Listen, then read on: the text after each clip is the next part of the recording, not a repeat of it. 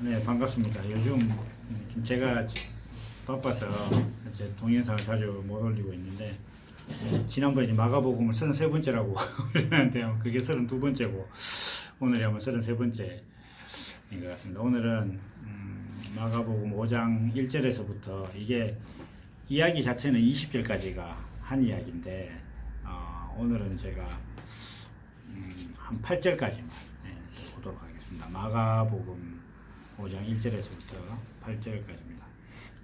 예수께서 바다 건너편 그라사인의 지방에 이르러 배에서 나오심에 곧 더러운 귀신 들린 사람이 무덤 사이에서 나와 예수를 만나다.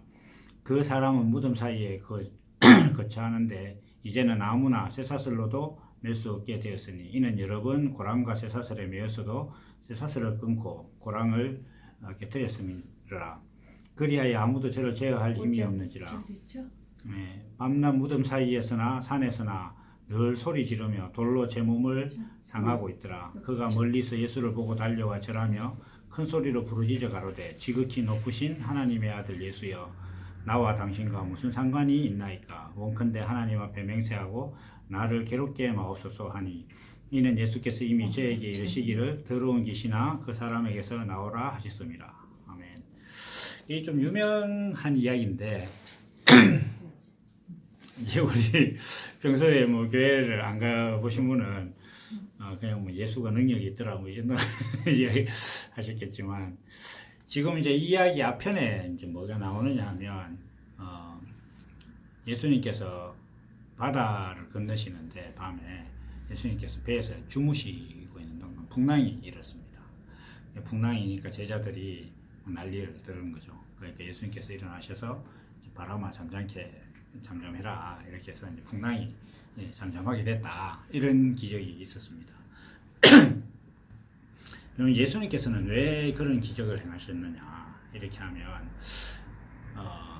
내가 바람도 잠잠케 하는 능력이 있다, 이걸 보여주려고 하는 게 아니에요. 그러니까 이게 사람도 그런데 내가 늘 하는 일을 자랑하지는 않거든요. 우리 중에 누가 나 오늘 밥 먹었어 이런 걸 자랑하지는 않지 않습니까? 늘 하는 일이니까. 그러니까 세상을 만드신 하나님의 아들 예수가 이 땅에 있는 것들을 어떻게 했다 이런 걸 자랑하지 않습니다. 그런데 왜 이런 기적을 일으키셨느냐 이렇게 하면, 우리는 보통 바다를 세상이라고 합니다. 세상에서 또 살면서 이렇게 내 마음대로 되지 않고 인생에서 겪는 여러 가지 어려움들을 풍랑이라고 이야기해요. 세상을 살아가는 동안 격동의 세월을 살았다 하고 이렇게 사람들이 얘기를 하는 거죠. 그러면 왜 사람들은 살 동안 풍랑을 겪느냐 이렇게 했을 때, 예수님께서 말씀하시고자 하는 건 예수가 없어서 그렇다는 거예요. 예수가 자고 있으면, 내 인생에 있어서 예수가 내 안에 깨어 있지 않으면 인생은 항상 괴롭다는 거예요. 내 인생은 항상 괴로운데, 그것을 예수님께서 예수님이 딱 깨서 풍랑을 잔잔케 했다는 거예요. 예수님께서 풍랑을 잔잔케 했다 그러는 것은, 예수 그리스도를 만나면 우리가 인생에 있어서 여러 가지 겪게 되는 풍랑, 나를 괴롭히는 일들이 잠잠케 된다는 거예요. 그럼 예수님이 어떤 기적이 있어서 그게 잠잠케 되느냐? 그건 아닙니다. 예수님의 기적은 다른 게 아니라 십자가거든요. 그러니까 예수님의 그 십자가의 의미를 자기가 깨닫고 나면 인생이 사실 잠잠해집니다. 우리 이 본문에서 금방 이렇게 이야기를 추출할 수는 없지만, 이 성경 전반을 놓고 봤을 때 성경이 말씀하시고 있는 건 뭐냐면, 우리가 인생이 괴로운 것은 사실 이유가 딱 하나예요. 내 마음대로 안 돼서 그렇거든요. 사는 게 내 마음대로 되는 사람은 인생이 전혀 괴롭지 않습니다. 내 마음대로 다 되는데 내 마음대로 안 되는데, 문제는 뭐냐면 세상이 내 거냐는 거예요. 이 세상이 내 거냐.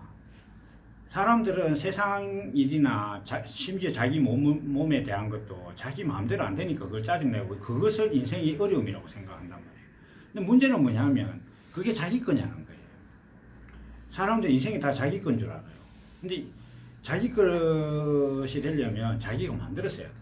근데 사람은 자기 인생을 선택해서 난 사람이 아무것도 없어요. 자기가 자기 인생을 조성한 건 고사하고 자기가 선택한 것도 없단 말이에요. 아마 대한민국에 사는 여자분들은 인생을 다시 선택할 수 있다면 태반이 여자로 다시 태어나고 싶지 않을 겁니다. 대한민국 같은 경우에.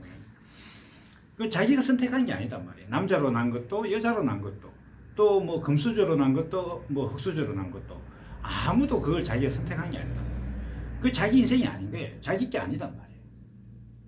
자기 게 아닌데 자기 거 아닌 것을 자기 마음대로 하려고 하니까 안 되지 당연히.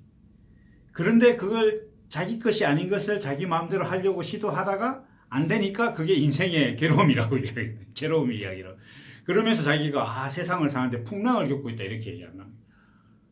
자기가 만든 인생도 아니고 자기가 선택한 것도 아니고 그런 세상을 자기 마음대로 하려고 시도했다가 안 되니까 그걸 인생의 풍랑이라고 한다는 거예요. 성경이 말하는 것은 내가 조성하지 않은 인생을 내 마음대로 하려고 한다는 그 자체가 예수 그리스도가 없기 때문이에요. 왜냐하면 예수님께서 이 땅에 오신 것은 하나님의 아들이 어떤 능력을 가지고 있는가 이걸 보여주려고 오신 게 아니에요. 그러려면 십자가에서 내려왔어야지. 십자가에서 그거 시시콜콜하게 인간들이 못 받고 이렇게 하는데 그거 끌려가야 되겠습니까? 하나님의 아들인데 그걸 보여주시려고 한 게 아니라는 거예요. 예수님이 오셔서 보여주신 건 뭐냐면 인간의 정체성이 무엇이냐, 너의 존재의 의미가 무엇이냐 이거를 알려주시려고 하는 거예요. 그럼 인간이라는 존재가 너는 하나님께서 너를 만들었다는 거예요. 그러면 이 세상은 하나님이 만드셨으니까 하나님이 뜻하신 바가 있다는 거예요. 하나님이 뜻하신 바가 있으니까 인생도 세상도 하나님이 다 만들었으니 하나님께서 뜻하신 바대로 살면 주인이 원하고 뜻하는 대로 살면 인생이 평안한 거예요. 우리가 집안에서 사용하는 모든 물건도 예를 들면 시카를 가지고 못을 박으려고 한다. 안 되죠. 짜증나는 거예요. 그럼 그게 우리가 사람들이 인생을 살면서 지 마음대로 안 되니까 겪는 풍파라고 생각하는 딱 그거거든요. 내 마음대로 안 되니까.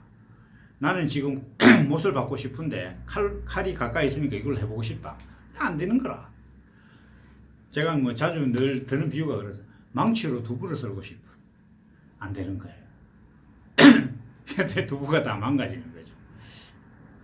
왜냐? 망치와 칼은 목적이 달라. 우리가 집안에 망치를 가지고 사오는 사람이 그걸 두부를 썰기 위해서 망치를 사오는 사람은 없단 말이에요. 바보도 그런 짓은 안 한단 말이에요. 칼을 사오는 사람은 그걸 가지고 못을 받겠다고 생각하지 않는단 말이에요. 다 목적이 있는 거예요. 그러면 우리 인생도 자기 스스로가 목적이 무엇인지는 모르더라도 내가 존재한다는 것 자체가 인식되는 순간 가장 먼저 해야 될 건 뭐냐 하면 왜 존재하는가에 대해서 생각을 해야 되는 거예요. 내가 왜 존재하는가. 이것을 생각 안 하고 있으니까 세상을 살면서 자기가 태어난 목적도 자기가 정한 것도 아니고 자기가 인생을 결정한 것도 아니고 태어나면서 자기 인생의 조건도 자기가 선택한 것도 아닌데 그렇게 태어난 인생을 지 마음대로 살려고 해. 내가 원하는 대로 하려고 해. 안 돼. 그럼 인생의 풍파가 왜 이러냐. 또 세상을 상대로 극하는 건 또 점잖은 거예요. 사람한테 또 지 원하는 대로 하려고 하네 또. 뭐 아내한테 남편한테 자식한테 이렇게 내가 원하는 대로 하려고 하니 그 사람은 또 지 뜻이 없나? 또 다 자기 뜻이 있는 거예요. 그건 서로 충돌하는 거예요. 그러니까 뭐 자식도 내 마음대로 되니 안 되니 자식은 내가 낳았지만 내가 가지고 있는 그 육체가 가지고 있는 능력에 의해서 낳아진 것이지 내가 그걸 빚은 게 아니단 말이에요. 애도 자기 생각이 있어요. 그러니까 애들이 크는데 부모들하고 갈등을 겪는 원초적인 이유 중에 하나는 애들은 크는데 부모 생각은 안 바뀌어. 그게 큰 거거든요, 그게. 근데 애들은 자기 소유가 아니에요. 자기 소유가 아닌데 자기 마음대로 하려고 안 되지. 갈등이 일어나. 사업을 하는데 사업하는 상대나 자기나 둘 다 돈을 같이 벌려고 하는데 상대의 돈을 뺏으려고 하는 입장인데 그게 자기 마음대로 되나요, 그게? 안 된단 말이에요. 그런데 뭐 사업하는데 내 마음대로 되냐? 안 되는 게 당연한 게 이거예요. 그런데 사람들은 그건 갈등이라고 한단 말이에요. 그러면서 자기가 인생에 대해서 막 갈등을 겪니 많이 뭐 이렇게 한단 말이에요. 그러면 사람이 내가 이런 것들이 잘 안 되면 내가 왜 존재하는가? 여기서부터 문제를 다시 정리를 해야 되는 거예요. 왜냐하면 존재하는 목적만 알면 모든 문제가 다 해결이 되거든요. 로마서 3장에 보면 바울 사도가 이런 말을 합니다. 복음이 전해지지 않고 복음에 대해서 들은 바 없는 사람도 하나님한테 대해서 절대로 왜 내게 구원의 기회를 주지 않았느냐고 질문하지 못할 것이다. 이렇게 바울 사도가 정의를 딱 명시를 해놨어요. 그건 왜 그러냐 하면 인생은 가만히 앉아서 생각을 해보면 예수 그리스도라는 복음이 전해지지 않더라도 세상 모든 만물을 딱 상대해보면 이게 자기가 손으로 다루는 모든 물건들은 다 목적이 있는 거예요. 우리가 목적을 상실하면 버려요. 그냥 버린다고요. 그러니까 쓰레기는 딴 게 아니에요. 존재하는 목적을 상실하거나 소진했을 때 다 버리는 거예요. 그게 쓰레기거든요. 그러면 인생이 내가 아직 살아있고 존재한다면 그럼 내 존재하는 목적이 뭐냐 이것에 대해서 몰입을 해야 돼요. 그게 사실 제일 먼저단 말이에요. 인생에 있어서. 그러면 그것을 내가 왜 존재하는가에 대해서 생각을 하기 시작했을 때 하나님께서는 들으신다는 거예요. 나를 찾는 자는 찾을 것이다. 이게. 세계 어떤 곳에서든지 만약에 한 사람이 자기가 내가 존재하는 목적이 무엇인가 여기서 고민을 시작해서 하나님을 찾고자 한다면 기적적으로라도 하나님이 나타나시거든요. 그게 성경에서 하나님께서 약속하신 거단 말이에요. 사람들 그걸 안 한다는 거예요. 예수님께서 보여주시고자 하신 것이 뭐냐 하면 인간의 정체성이란 말이에요. 하나님, 인간이라는 존재는 하나님께서 뜻하신 바가 있는 거예요. 그래서 그 뜻하신 바대로 살면 하나님의 아들이 되는 거죠. 우리는 아들이라 하니까 애를 낳았는데 남자로 태어난 게 아들이다 이렇게 생각하지만 그게 아닙니다. 아들이라는 것은 아버지가 가지고 있는 의가 형상화된 거예요. 아버지가 가지고 있는 형상, 아버지가 가지고 있는 유전자, 아버지가 가지고 있는 계획이 실제로 형상화된 그게 아들이다. 그러니까 하나님의 아들이라는 것은 하나님이 가지고 있는 의와 뜻이 형상으로 나타난 인간으로 나타난 육신을 가진 인간으로 나타난 게 아들이란 말이에요. 그러니까 사람 안에 하나님의 의가 있어서 그 사람이 그 육신으로 하나님의 의를 표현하는 존재가 됐을 때 아들인 거지. 그냥 교회 가서 세례 문답할 때 예수를 믿습니까? 네, 이렇게 한다고 아들이 되는 게 아니에요. 그게. 그래서 예수님을 뭐라고 표현하냐면 말씀이 육신이 되었다 이렇게. 거기서 그 말씀은 로고스라는 뜻인데 다는데 로고스는 의도하다, 뜻하다, 계획하다 이런 뜻이거든요. 그러니까 하나님의 계획이 육신이 됐다. 그게 하나님의 아들 예수 그리스도라는 거예요. 그러면 하나님의 계획하신 바가 육신으로 표현되는 존재가 하나님의 아들이라는 거예요. 예수님께서 그걸 보여주셨다는 거예요. 뭘로? 우리가 동일한 육신으로. 그러면 이 육신을 가진 인생은 결국 무엇이다? 하나님의 의를 표현하는 것이 그 존재의 목적이라는 거예요. 이것이 해결이 안 되면 인생의 모든 것이 다 시비거리가 돼요. 인생의 모든 것이 다 시비거리가 된단 말이에요. 이게 성경을 이야기하면 성경은 정말로 잘 짜맞춰져 있어서 이야기를 하면 다 연결됩니다. 창세기로 넘어가서 제일 처음에 하나님께서 말씀을 하실 때 태초에 하나님이 천지를 창조하시니라 이렇게 했단 말이에요.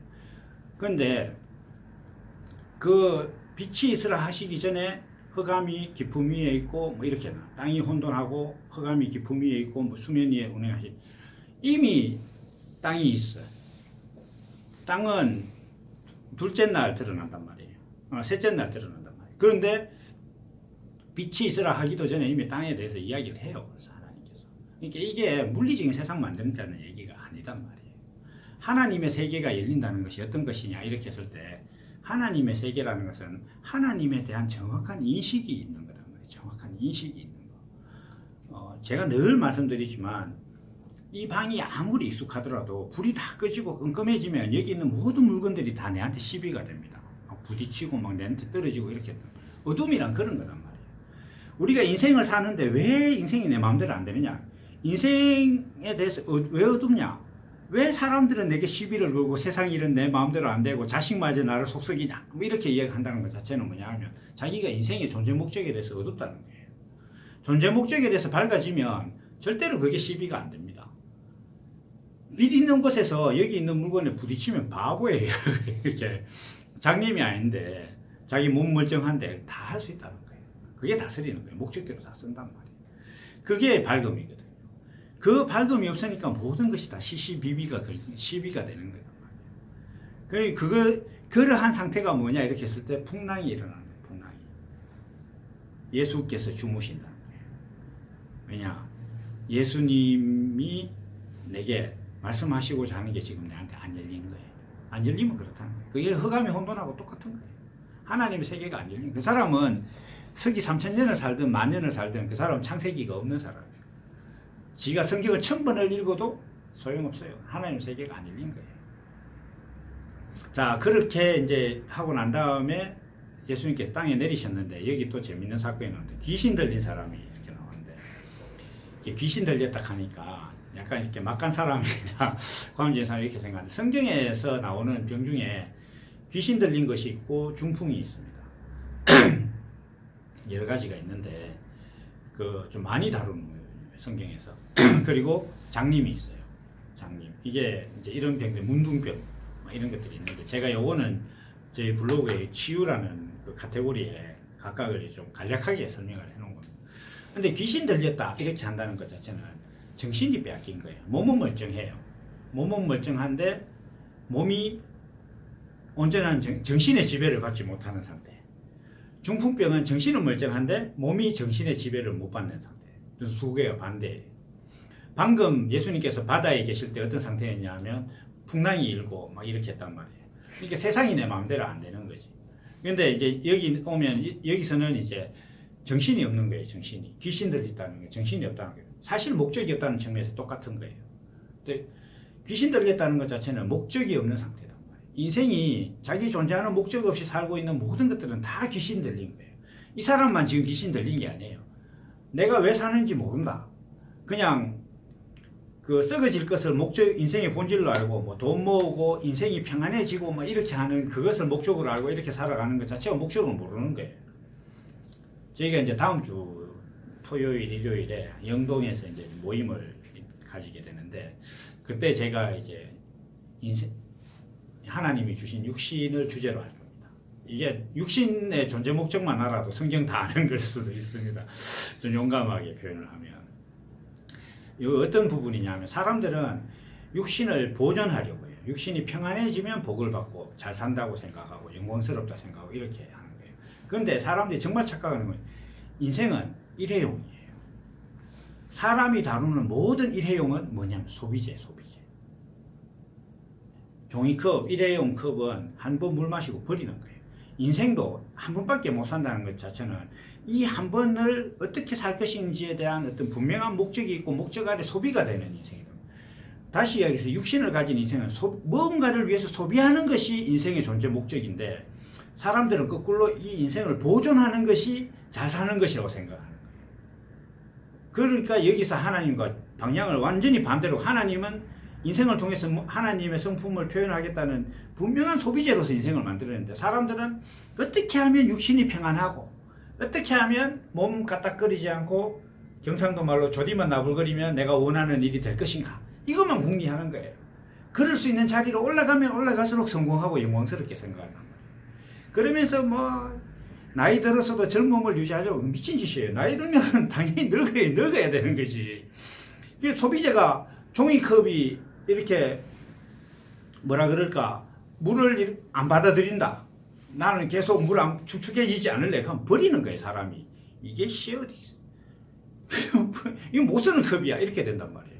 자동차가 나는 처음 출고된 상태로 안전하게 반들반들하게 보존해야 돼. 이렇게 하고 있다. 타이어에 흙도 안 묻히려고 한다. 그러면 그 주인이 차 그거 내버리는 거예요. 시동도 안 걸리고 어디 안 가려고 하는데 이거 누가 쓰겠어요? 아무도 못 쓰는 거예요. 그거 다 버린단 말이에요. 차를 제가 늘 비유로 말씀드리는 게 사람이 차를 살 때 기름 넣어주고 세차해 주려고 차 사는 사람 없어요. 누가 주변에 그런 사람 있으면 미친 사람이라고요. 차는 어디까지나 내가 사서 타고 다니는 내가 이동하고자 하는 목적에 쓰기 위한 소비재단 말이에요. 이건 낡아져야 됩니다. 점점 낡아져야 됩니다. 차를 깨끗하게 하고 보존하게 하려고 하면 할수록 가치가 점점 없어지는 거예요. 인생도 마찬가지다. 어떻게든지 뭐 화장을 잘 하든지 아니면 건강을 잘 유지하든지 막 이래 가지고 이 인생이 소비되지 않으려고 막 노력한다. 하나님께서는 소비재로 만들었는데 지는 소비 안 되려고 막 발악을 하는 거예요. 그럼 하나님이 보실 때 그걸 사망 가운데 있다고 이야기해요. 바로 여기에 나오는 이 귀신 들린 자가 바로 그 자단 말이에요. 목적이 없으니까 이 친구는 어떻게 하냐 하면 뭐 쇠사슬로 묶어도 자기 몸을 다 해요. 막 풀어 제낀다는 거예요. 목적이 없으니까 몸의 기능이 이상해진 거예요. 근데 이 친구에 대해서 어떻게 정의를 내리고 있느냐 이렇게 하면 성경에서 뭐라고 말씀하면 무덤 사이에 거한다. 밤이나 낮이나 무덤 사이에 거한다. 그러니까 시도 때도 없이 항상 무덤 사이에 있다는 거예요. 그 상태가 죽은 거다. 우리가 하나님 앞에서 내 존재하는 목적을 상실한 거는 몸이 아무리 멀쩡하고 쇠사슬을 끊어버릴 정도로 힘이 있어도 죽은 거라는 거예요. 내가 하나님께서 인생을 만드신 목적을 상실한 상태로 뭐 스티븐 잡스처럼 세상을 바꿀 만한 전화기를 만들었다고 하더라도 죽은 거라는 거예요. 지놈이 아무리 힘이 좋고 뭐 올림픽에서 금메달을 뭐 4관왕 5관왕을 할 정도로 건강한 몸을 가지고 있다 할지라도 하나님 보실 때는 죽은 거라는 거예요. 우리 시계가 롤렉스든 뭐 오메가든 아무리 좋은 시계도 시간을 못 맞추면 죽었다 하는 거예요. 시계 죽었다 하는 거예요.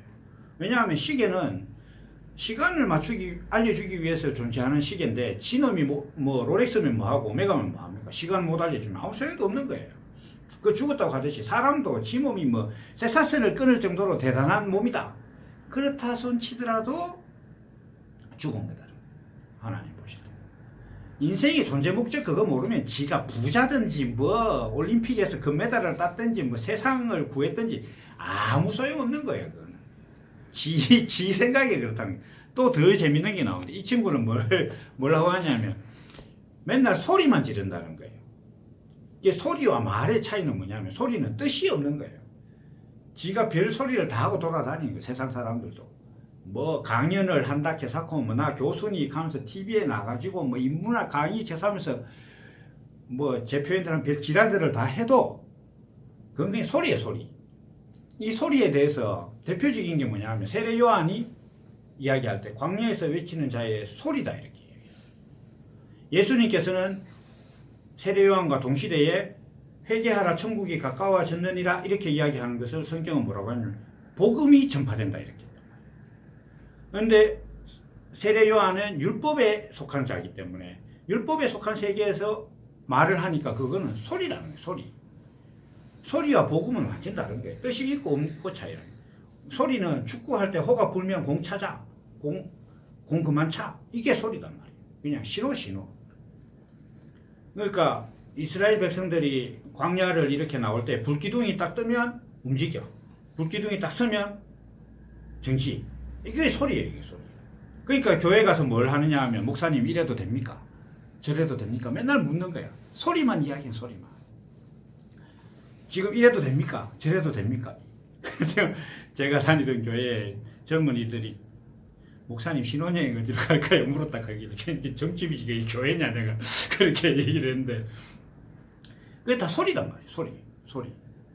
그러니까 이 친구는 지금 막 쇠사슬을 끊을 정도로 힘이 있지만 하는 말이라고는 소리밖에 없다는 거예요. 인생도 자기가 뭐 대단해 돈을 몇십억 몇백억을 가지고 있고 막 회사를 몇 개를 일으키고 뭐 그걸 가지고 뭐 병원 같은 데 기부를 해서 뭐 죽어간 사람들을 얼마나 살리고 이렇게 해도 그 친구는 그냥 죽은 거예요. 소리밖에 없다. 또 다음에 뭐가 있느냐 하면 밤낮 하는 짓이 돌로 자기 몸을 상하게 하더라. 돌로 자기 몸을. 그냥 몸을 상하게 하더라도 같으면 자기 손톱으로 막 끌고도 될 텐데 물론 그렇겠죠. 그런 것도 있었겠지만 여기 성경은 굳이 표현을 뭐라고 하냐면 돌로 자기 몸을 상하게 하더라. 이렇게 돼요. 성경에서 돌은 뭐냐면 법이에요. 율법으로 자기를 늘 괴롭히는 거예요. 늘 자기를 정죄해.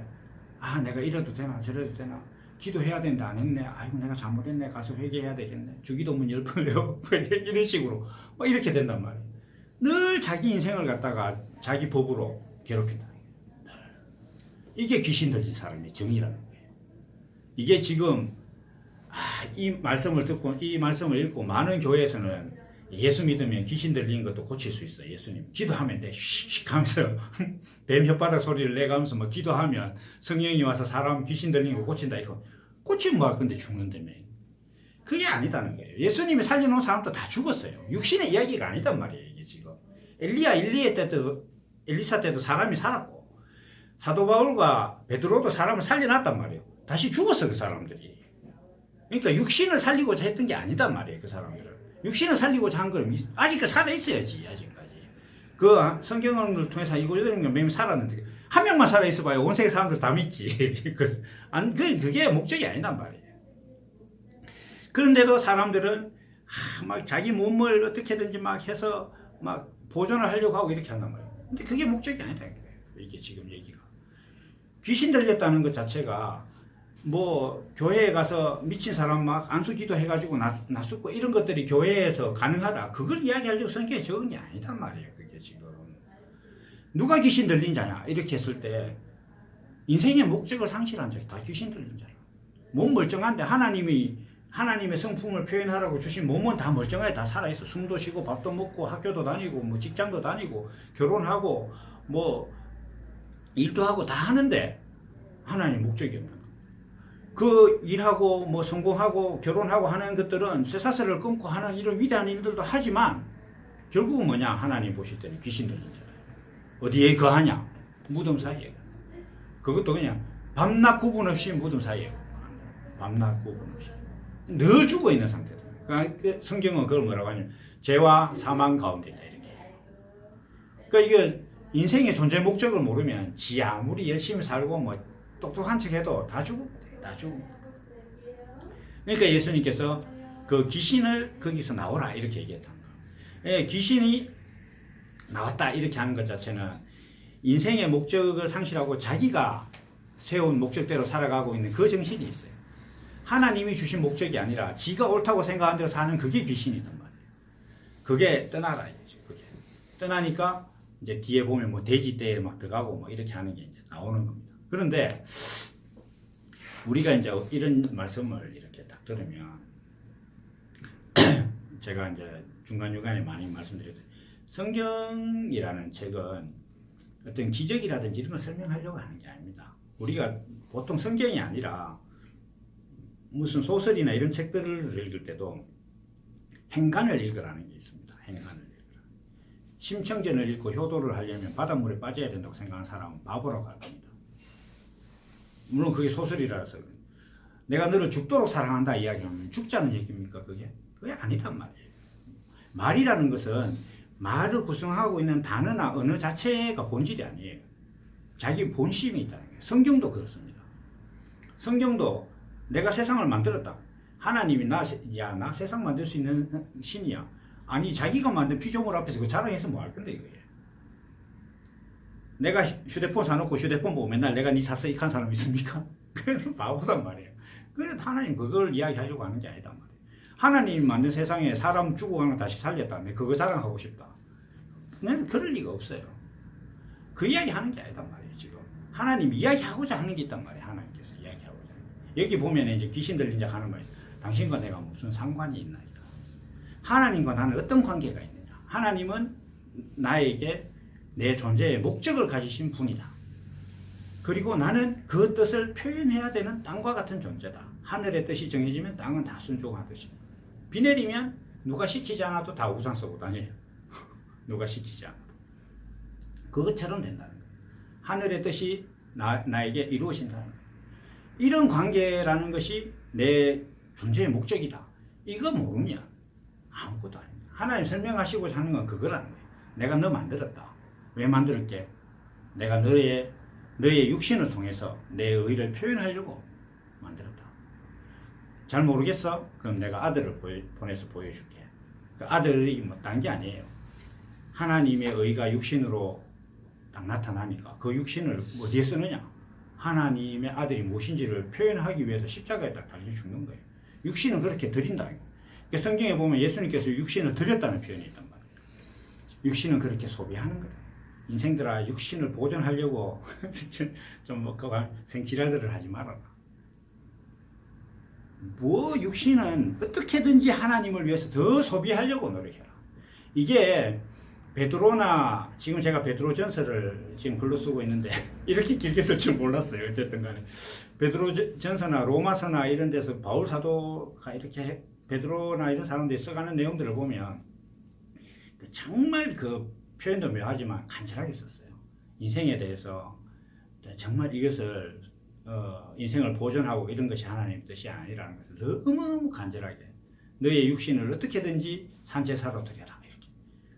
산제사로 살아있는 채로 불에 구우라는 얘기가 아닙니다. 너가 살아있는 모든 삶이 하나님의 뜻을 표현하는 것으로 나타내라. 소비라는 거예요. 근데 자꾸 이 사람들이 인생을 보존하고 인생을 덜 소비하는 자리로 가면 더 영광스럽다고 얘기해요. 목사들이 그러니까 같이 앉아 있는데 목사는 몸을 덜 써야 된다고 합니다. 맨날 지금 목사님 덜 피곤하게 해라. 이미 그렇게 대접받고 있잖아요. 그럼 이미 걸렀는 거예요. 그러니까 어떻게든지 더 소비하는 자리로 가는 것이지. 그러니까 이게 이 존재의 목적을 상실하면 그게 귀신 들린 자예요. 그게 귀신 들린 자.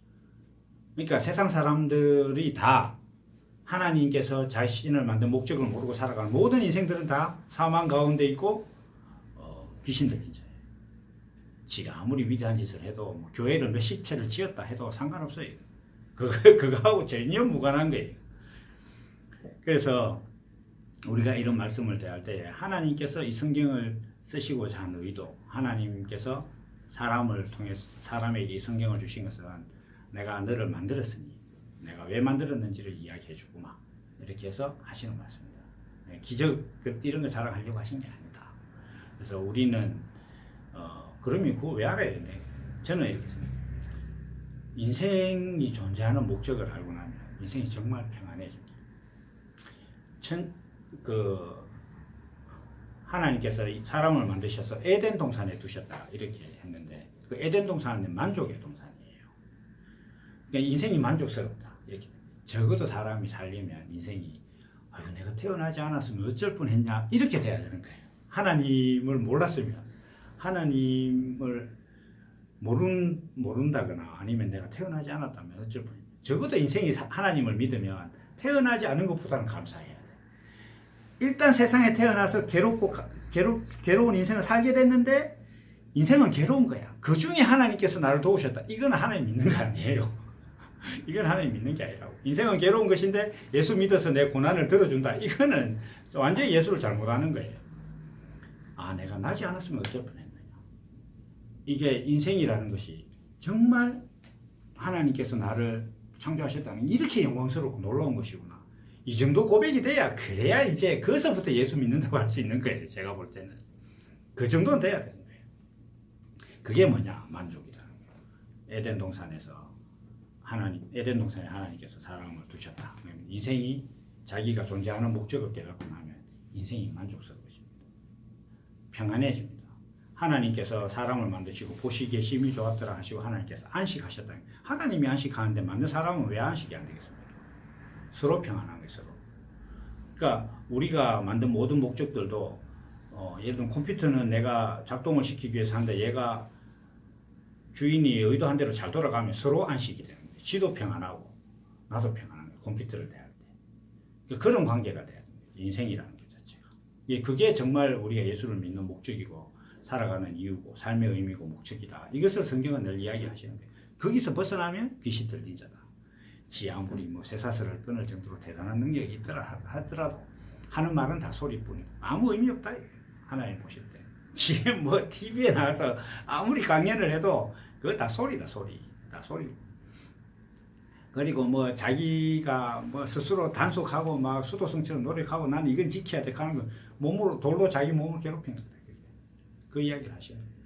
그래서 오늘은 이제 그 귀신 들린 자의 정체성에 대해서만 이야기했습니다. 이제 뒤에 예수님께서 이것을 또 치료하시는 얘기도 나오고 이렇게 하는데 이거는 또 내일 또 아침에 시간이 되면 이렇게 이어가도록 그렇게 하고 오늘은 여기까지 하도록 하겠습니다. 잠깐 기도하고 마치겠습니다. 사랑하신 아버지 하나님 감사합니다.